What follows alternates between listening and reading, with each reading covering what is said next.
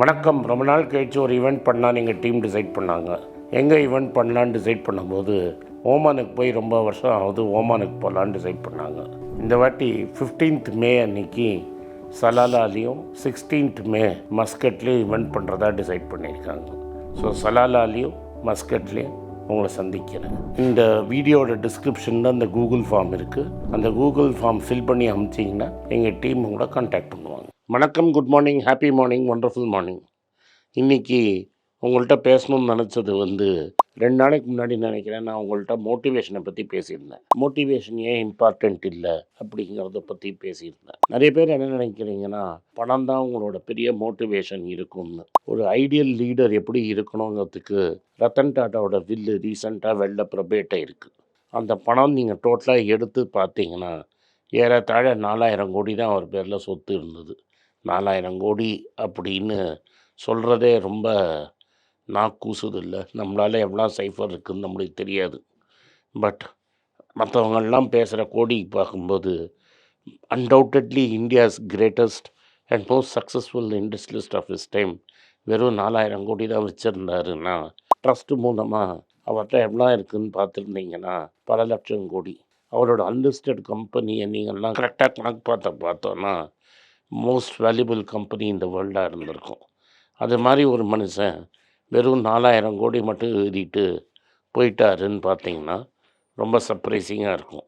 அதில் 70% மேலே அவர் சேரிட்டிக்கு ஒரு ட்ரஸ்ட்டு செக்ஷன் 8 கம்பெனி ஒன்று ஃபார்ம் பண்ணி அதை நடத்துங்கன்னு சொல்லிட்டாரு. அதில் அவங்க பிரதர் அப்புறம் 2 சிஸ்டர்ஸ் சந்திரசேகரை சேர்மனாக போட்டிருக்காங்க.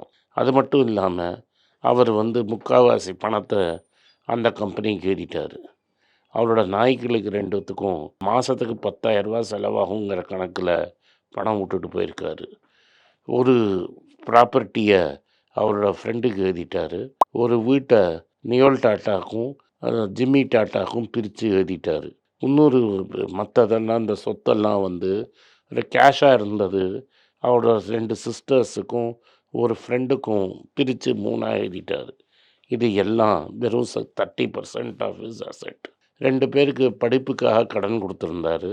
அந்த கடன் அவர் அதை தள்ளுபடி பண்ணிட்டார். இதெல்லாம் எதுக்கு நான் உங்கள்கிட்ட சொல்கிறேன் அப்படின்னு நீங்கள் பார்த்தீங்கன்னா, பணங்கிறது ஒரு பெரிய மோட்டிவேஷனாக இருக்க முடியாது. நீங்களும் நானும் பேசுகிறச்ச பணம் தான் பெரிய மோட்டிவேஷனாக நிறைய பேர் என்கிட்ட சொல்லுவாங்க.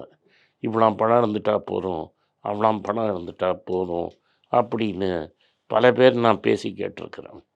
நான் சின்ன வயசில் பணம் தான் பெரிய மோட்டிவேஷன் அப்படின்னு நானும் நினச்சேன்.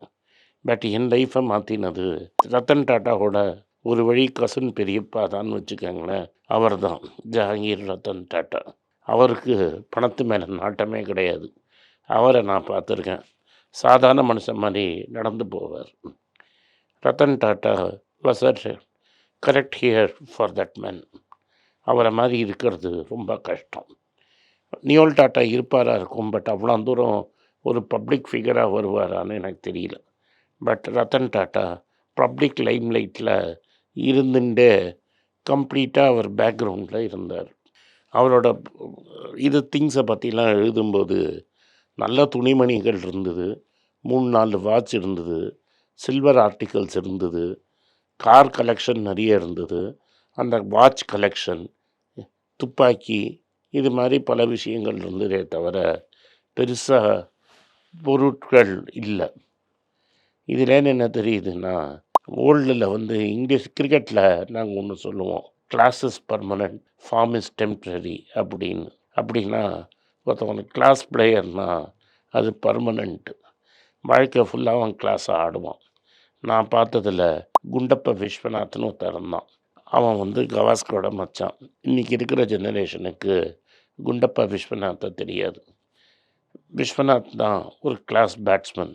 கவாஸ்கரே சொல்லியிருக்கிறாரு, he is the greatest batsman I have ever seen. இதுதான் கிளாஸ். விவிஎஸ் லக்ஷ்மன் அனதர் பெரிய class batsman. They will make batting look so easy. Leg ஸ்பின்னரில் ஷேன் வான் அது மாதிரியான ஒரு டேலண்ட்டு. இதெல்லாம் நான் எதுக்கு உங்களுக்கு சொல்ல வரேன்னா, இதுதான் கிளாஸ் அப்படின்னு சொல்கிறது. நம்ம ஊரில் ரத்தன் டாட்டாலாம் பிறக்கும்போது மிடில் கிளாஸுங்கிறது ஏழைங்கக்கிட்ட இருந்தது, பணக்காரங்கிறது வெரி ஃப்யூ. நம்ம பணத்தை டிஸ்ப்ளே பண்ண வேணாம் அப்படிங்கிற காலத்து மூலமாக அவர் வந்தவர். பணத்தை ரொம்ப டிஸ்ப்ளே பண்ணாமையே மரியாதையை சம்பாதிச்சது.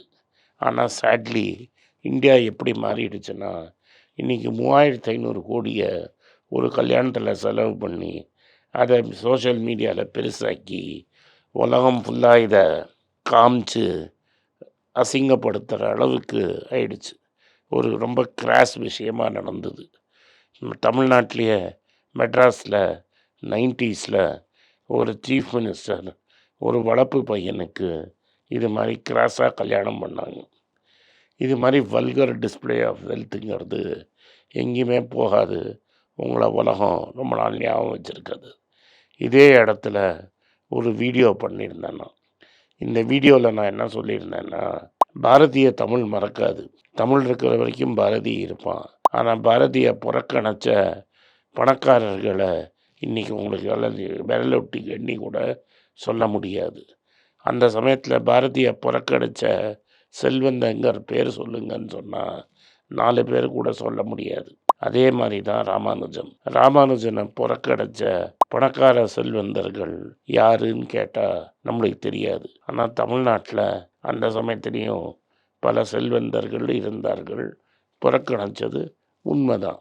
இதை நான் எதுக்கு சொல்ல வரேன்னா, பணங்கிறது உங்கள் மோட்டிவேஷனாக இருக்க முடியாது. பணங்கிறது உங்கள் மோட்டிவேஷனாக இருந்ததுன்னா ரொம்ப நாளைக்கு நீங்கள் போக மாட்டீங்க, பேர்ன் அவுட் ஆகிடுவீங்க, வேறு ஏதாவது தான் ஆகும். அதனால் இந்த பணத்தை மோட்டிவேஷனாக வச்சுக்காதீங்கிறது என்னோடய கருத்து. அதனால தான் நான் உங்கள்கிட்ட சொல்கிறேன், மோட்டிவேஷனுங்கிறது ஷார்ட் டேர்ம் தான், ஒரு அளவு தான். ஒரு அளவுக்கு மேலே பணம் திகட்டும். சர்க்கரையை நீங்கள் வெறும் தின்னு பார்த்தீங்கன்னா ஒரு அளவுக்கு மேலே திகட்டும். நம்ம ஓவராக சுகர் சாப்பிட்றதுனால தான் இப்போ இந்தியாவில் ஒரு டயபெட்டிஸ் பேண்டமிக்கே வந்துருச்சு. ஏன்னா ரைஸுங்கிறது 75% சுகர்.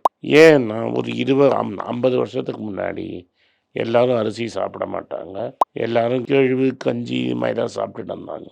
இன்றைக்கி எல்லாருக்கும் அரிசி ஓவராக சாப்பிட்றதுனால சுகர் ஒரு டயபெட்டிஸ் பேண்டமிக்கே இந்தியாவுக்கு வந்துருச்சு. இதுவும் நான் ரத்தன் டாட்டாவும் மற்ற பணக்காரங்களை சொன்னதை என்னோட ஃபாலோ பண்ணுறவனுக்கு கனெக்ட் பண்ண முடியும். அரிசி சாப்பிட்டவனா தப்புன்னு நான் சொல்லலை. எதையும் ஓவராக சாப்பிட்டா என்ன ஆகும்னு தெரியாது. அப்போது வாழ்க்கையில் எது இம்பார்ட்டண்ட் அப்படிங்கிறத நீங்கள் புரிஞ்சுக்கணும். வாழ்க்கையில் ரொம்ப இம்பார்ட்டண்ட்டுங்கிறது டிசிப்ளின். வாழ்க்கையில் டிசிப்ளின்டாக இருந்தீங்கன்னா நீங்கள் ரொம்ப தூரம் போவீங்க. டிசிப்ளின்டுனா இந்த வேலைக்கு இந்த விஷயத்தை இவன் செய்வான், இல்லாட்டா இந்த வேலையை அவன் செய்ய மாட்டான்னு. உங்களால் டெய்லி டிசிப்ளின்டாக ஒரு வேலையை செய்ய முடியலன்னா வாழ்க்கையில் ரொம்ப தூரம் போக மாட்டீங்க. இந்த டெய்லி ரொட்டீன் தான் உங்களை வாழ்க்கைக்கு ரொம்ப தூரம் கொண்டுட்டு போகும். நீங்கள் உங்களோட சக்ஸஸ் பியாண்ட் யுவர் ட்ரீம்ஸ் இருக்கும்.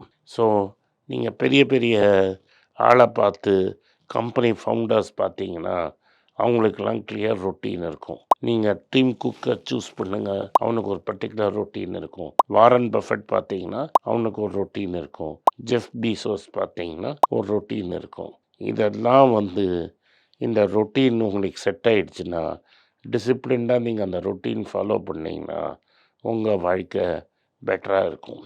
And Rome was not built in a day அப்படின்னு ஆங்கிலத்தில் சொல்லுவோம். ஒரே நாளில் ரோமாபுரியை கட்டிட முடியாது, ஒரு சிங்கலாக வச்சு தான் கட்ட முடியும்.